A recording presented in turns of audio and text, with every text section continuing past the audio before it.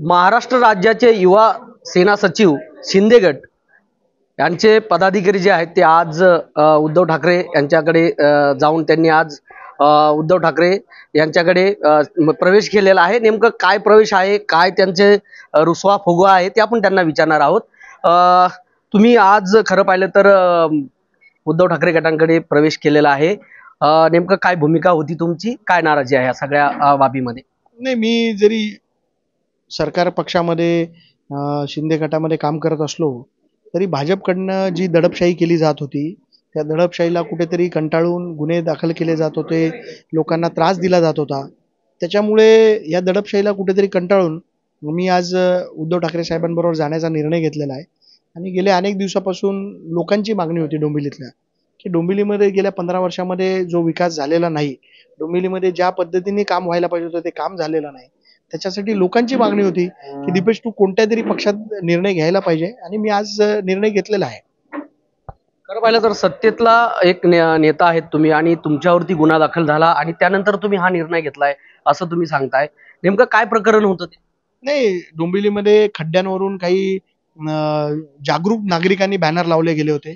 अनेक बसेसवर देखील बॅनर लावले होते की हॅपी खड्डे, आणि त्या खड्ड्यांच्या बॅनरवरनं माझ्यावरती गुन्हे दाखल केले गेले, मला अटक करण्याचा प्रयत्न केला गेला, मला जामीन घ्यावा लागला आणि माझ्या पक्षातून देखील मला कुठेही विचारपूस झालेली नाही।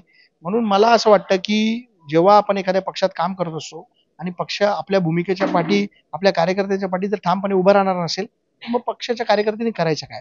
आणि भाजपची जी दडपशाही या डोंबिवली शहरामध्ये चालते सगळ्यांवर, म्हणजे विकासाच्या विरोधात कोणी बोलत असेल किंवा विकास झालेला नाही त्याच्या बाजूने कोणी बोलत असेल तर त्याच्यावरती गुन्हे दाखल करणं, त्याला अटक करणं, त्याला पोलीस केसेसमध्ये अडकवणं, त्याच्या विरोधात काही खोटे आंदोलनं उभे करणं, हे असा सगळा प्रकार जो भाजपकडनं या शहरामध्ये चाललाय त्याला माझा ठाम विरोध आहे आणि त्याच्यासाठी मी आज पक्षप्रवेश केला। खासदार तुमचे जिथे तुम्ही होता तिथे खासदार देखील होते, मुख्यमंत्री त्यांचेच होते, मग भाजपाची दडपशाही तुमच्यावरतीच का होती? तेच तर महत्वाचं कारण आहे की भाजपच्या दडपशाही ज्या पद्धतीने डोंबिवली शहरामध्ये चालत होती, कुठल्याही कार्यकर्त्याला भाजपच्या लोकांकडनं जो त्रास दिला जात होता त्या त्रासाला कंटाळून, आणि मी तुम्हाला सांगतो अनेक अजून नगरसेवक आहेत असे जे आज कोणी बोलत नाही, मी बोललोय आणि मी माझी भूमिका ठामपणे मांडली आहे। माझी त्या नगरसेवकांना पण सांगेन, तुम्हाला जो त्रास होतोय तुम्ही त्याच्यासाठी भूमिका ठामपणे मांडली पाहिजे आणि आपण आपली भूमिका स्पष्ट केली पाहिजे। अशी चर्चा आहे की तुम्ही जे गेलात आज उद्धव ठाकरे साहेबांसोबत, तर नेमकं तुम्हाला आमदारकीची निवडणूक लढवायची, रवींद्र चव्हाण यांच्या समोर तुम्हाला उभा राहायचंय आणि एक मोठी लढाई होणार आहे, त्यामुळे तुम्ही खास करून गेलाल कारण तुम्हाला तिकीट मिळणार नव्हतं युतीमध्ये। बघा, मी माझ्या पक्षाकडे वारंवार या डोंबिवली विधानसभेतनं पक्षाकडनं विधानसभेच्या तिकिटाची मागणी केली होती, परंतु माझ्या पक्षाकडनं मला सांगण्यात आलं की युतीचा आपला धर्म आहे, युतीचा धर्म आपल्याला पाळावा लागेल आणि आपल्याला युतीचा धर्म असल्यामुळे आपल्याला कुठल्याही प्रकारची उमेदवारी तुला देता येणार नाही। माझ्या पक्षाच्या नेत्याची अपरिहार्यता बघून मग मला वाटलं की बाबा आपण लोकांकडे जावं, आणि मी 25 दिवस लोकांकडे फिरत होतो। लोकांकडनं जे मला फीडबॅक आला की तुम्ही उमेदवारी लढले पाहिजे आणि त्याच्यासाठी उद्धव ठाकरे साहेबांसोबत गेले पाहिजे, आणि तो लोकांचा विचार घेऊन मी आज प्रवेश केलेला आहे। विकासाचे मुद्दे आहेत, अनेकदा तुम्ही देखील बोललेले आहेत की विकास जो आहे तो मुख्यमंत्र्यांनी केलेला आहे, त्यांच्याकडे बघून अनेकांनी प्रवेश केला, युती तुटली। मात्र तुमच्या बाबतीत काय असं नेमकं घडलंय की तुम्हाला आमदार होण्याची इच्छा आहे म्हणून सगळं होतंय? नाही, मी तुम्हाला स्पष्ट सांगतो की मला आमदार व्हायचं किंवा मला काहीतरी डोंबिवलीला संकटातनं वाचवायचं आहे। या डोंबिवली शहराची जी अवस्था आहे, आज तुम्ही कुठल्याही रस्त्यावर चालणाऱ्या नागरिकाला जर विचारलं तर डोंबिवली शहर हे जर कोणी नाव घेतलं तर पहिले त्यांच्या डोळ्यासमोर खड्डे, पाण्याची टंचाई, प्रदूषण आणि हे सगळे मुद्दे येतात। मला डोंबिवली शहराला या संकटापासून वाचवायचं आहे। जे संकट आमच्या डोक्यावर 15 वर्षापासून बसलेलं आहे त्या संकटापासून मला डोंबिवलीकरांना वाचवायचं आहे। जे आता विद्यमान जे आमदार आहेत त्यांनी काही कामं केले नाहीत, विकास केला नाही, असा थेट तुमचा आरोप आहे का? हो, स्पष्ट। मला आरोप करायचीच गरज नाही।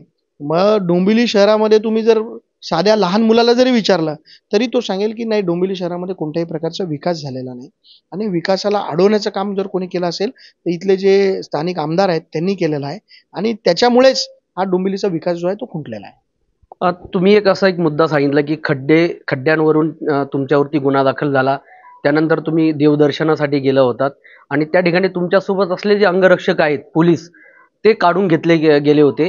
या बाबतीत तुम्हाला काही कल्पना दिली होती का? कारण की सत्तेमध्ये असताना हे सगळं प्रकार घडलेला आहे. म्हणजे मी माझ्यावरती गुन्हा दाखल करण्यात आला. मी नंतर देवदर्शनाला सोलापूरला पक्षाच्या दौऱ्यावरच गेलो होतो. माझा परिवार माझ्या सोबत होता आणि रस्त्यामध्ये माझ्या असलेल्या अंगरक्षकांना फोन आले आणि त्यांना सांगितलं, जिथे असेल तिथे तुम्ही उतरायचं. आणि अशा पद्धतीने जी वागणूक दिली जाते, ही दडपशाही जी केली जाते, त्याला म्हणजे एकदम घाणेरड्या पद्धतीचं राजकारण काही ठिकाणी चालतं आणि त्या राजकारणाला कुठेतरी विरोध आणि त्या राजकारणाविरोधात आवाज उठवला पाहिजे, याच्यासाठी मी उद्धव ठाकरेंकडे गेलो. तुमच्या अंगरक्षकांना ज्यावेळेस फोन आला आणि त्यांनी तुम्हाला सांगितलं असेल की आम्हाला आता आहे त्या ठिकाणावरून आता उतरायला सांगितलं आहे, नेमकं कोणाचा आदेश होता? कारण मुख्यमंत्री तुमचे आहेत. नाही, मला कोणाचा त्यांना आदेश होता हे मला माहीत नाही. पण त्यांनी मला सांगितलं की आमच्या सीनियर साहेबांचा फोन आहे, की तुम्ही जिथे असाल तिथे उतरा आणि जिथून असाल तिथून तुम्ही त्यांना सोडा आणि तुम्ही बसमध्ये बसून तुम्ही तुमचा प्रवास करा आणि त्यांना सोडा. आणि मी त्यांना तसंच तिथेच तत्काळ माझ्या गाडीतनं उतरवलं आणि त्यांना त्यांची बसची व्यवस्था करून दिली आणि त्यांना तिथनं पाठवलं. तुमची भावना काय होती त्यावेळेस, जर अचानकच असं एका म्हणजे कुटुंबासोबत तुम्ही आहात आणि तुमचे अंगरक्षक काढून घेतले जातात, त्यावेळेस तुम्हाला काय वाटलं? तुमच्या कुटुंबाशी काय चर्चा झाली? तुम्हाला काय विचारलं असेल? कसं आहे, मी माझ्या परिवाराबरोबर होतो आणि कसं आहे, परिवारातल्या ज्या महिला असतात त्यांना राजकारण काही कळत नाही. मग त्यांनी मला विचारलं की तुम्ही सत्तेत आहात, तुमचे मुख्यमंत्री आहेत, तरी पण तुमच्याबरोबर अशी वागणूक का केली जाते? आणि सुरक्षा रक्षक आणि जे माझ्याबरोबर सुरक्षा रक्षक गेले होते, ती मी रीतसर परवानगी घेतली होती. दौऱ्याची माझ्याकडे रीतसर परवानगी होती आणि जेव्हा अशा पद्धतीने वागणूक दिली जाते, तेव्हा परिवारामध्ये नक्कीच एक इमोशनल वातावरण असतं आणि घरच्यांमध्ये त्यांना राजकारणाबद्दल काही माहित, पण त्यांना एक इमोशनल असं वातावरण झालं होतं आणि त्यांनी मला विचारलं की तुम्ही एवढं काम करता, लोकांसाठी एवढा रात्रंदिवस काम करता, तरी तुम्हाला जर अशी वागणूक देत असतील तर मग इतर लोकांचं काय? आणि त्याच्यामुळे घरचे लोकही निराश झाले होते की अशा पद्धतीने घाणेरडी वागणूक दिली जाते. आणि ही भाजपची ही पद्धतच आहे, ही त्यांची स्ट्रॅटेजी आहे. कोणी ती विकासाबद्दल किंवा त्यांच्या विरोधात जो बोलेल त्याला कसं दडपशाहीने शांत करायचं हे भाजपच्या लोकांना नक्कीच कळतं. तुमच्या कुटुंबासमोर हा घात झाल्यामुळे तुम्हाला पक्ष सोडावासा वाटलाय? नाही, तसं ते त्याच्यातलं म्हणजे ह्या मालिकेतलं एक ते कारण असेल. अनेक गोष्टी घडल्या. गेल्या महिनाभरापासून अनेक गोष्टी मी प्रचार करत होतो. प्रचारामध्ये मला अडथळे निर्माण केले जात होते. काही लोकांना माझे बॅनर फाडण्यासाठी सांगितलं जात होतं. काही लोकांना सांगितलं जात होतं म्हणजे महापालिकेतल्या अधिकाऱ्यांना फोन करून सांगितलं जात होतं, की दीपेश म्हात्रेंची कोणतीही कामं करायची नाही. पोलीस अधिकाऱ्यांना सांगत होते, की दीपेश म्हात्रेची कोणती सांगत होतं? कोण सांगत होतं? कोण भाजपचेच लोक असतील कदाचित. आणि मी एक अर्ज केला होता ठाणे सीपींना, की माझ्यावरती जे पोस्ट एक व्हायरल केली होती, की दीपेश मला गणपत गायकवाड व्हायचं नाही. त्या पोस्टच्या माध्यमातून मला जीवे ठार मारण्याची धमकी दिली होती. त्याच्यावर अजून कोणताही गुन्हा दाखल झाला नाही. पण हॅपी खड्डेचे बॅनर लागले त्याच्यावर गुन्हा दाखल झाला. पण माझ्यावरती ज्या पद्धतीने जीवे ठार मारण्याची धमकी दिली होती त्यांच्यावर अजून कोणताही गुन्हा दाखल केलेला नाही. त्यांची कुठलीही चौकशी झालेली नाही. ज्यावेळेस तुम्हाला जीवे ठार मारण्याचा प्रयत्न केला किंवा धमकी दिलेली आहे, त्यावेळेस तुम्ही वरिष्ठांना कळवलं, खासदारांशी बोललात किंवा सीएम साहेबांशी काय बोललात? ते बोलले की आम्ही बघतो म्हणून. पण त्याच्या पुढे काही त्या केसमध्ये देखील काही झालेलं नाही. मी अर्ज करून जवळजवळ 15 दिवस झाले आणि मला माझ्या अर्जाचं अजून उत्तर देखील मिळालं नाही. पोलिसांनी त्याची चौकशी केली की नाही केली मला माहीत नाही. परंतु माझा पोलिसांवर कोणताही रोष नाही. कारण त्यांना जसे वरनं आदेश दिले जातात तसे त्यांना वागावं लागतं. म्हणून माझी फक्त एवढीच विनंती आहे, की हे दडपशाहीचं राजकारण करण्यापेक्षा विकासाचं राजकारण जर आपण केलं, तर नक्की या शहरामध्ये चांगली स्थिती निर्माण होईल, असं माझं म्हणणं आहे. 2014ला तुम्ही रवींद्र चव्हाण आणि तुम्ही समोरासमोर त्यावेळेस तुमची युती तुटली होती. त्यावेळेस तुम्ही लढलात. त्यावेळेस राजकारण आणि आत्ताच्या राजकारणामध्ये काय तुम्हाला वाटतं याच्यात? 2014ला जेव्हा मी विधानसभेची निवडणूक लढलो, तेव्हा माझं वय 29 वर्ष होतं. मी महाराष्ट्रातला सगळ्यात तरुण उमेदवार होतो आणि मला तेवढा अनुभवही नव्हता. पण आता बराचसा अनुभव माझ्या गाठीशी आहे आणि चांगला अनुभव असल्यामुळे मी चांगलं काम करू शकतो. आता खरं पाहिलं तर जवळपास इथे या ठिकाणी भाजपाचा बालेकिल्ला म्हणून मानला जातोय डोंबिवलीला. तुमचं मतांचं समीकरण कशा पद्धतीने असणार आहे इकडे? नाही, माझं मतांचं समीकरण फक्त डोंबिवलीकरांच्या भरोश्यावर मी उभा राहतोय. मी तुम्हाला सांगतो, फक्त आणि फक्त विकासाचं राजकारण करायची माझी इच्छा आहे. कुठलंही घाणेरडं राजकारण करायची माझी इच्छा नाही. कुठल्याही पद्धतीचं म्हणजे डोंबिवलीच्या विकासासाठी जर काम होणार असेल त्याच्या पाठीशी मी खंबीरपणे उभं राहायचं माझं धोरण आहे आणि डोंबिवलीच्या विकासासाठी, डोंबिवलीकरांच्या विकासासाठी मी लढणार आहे.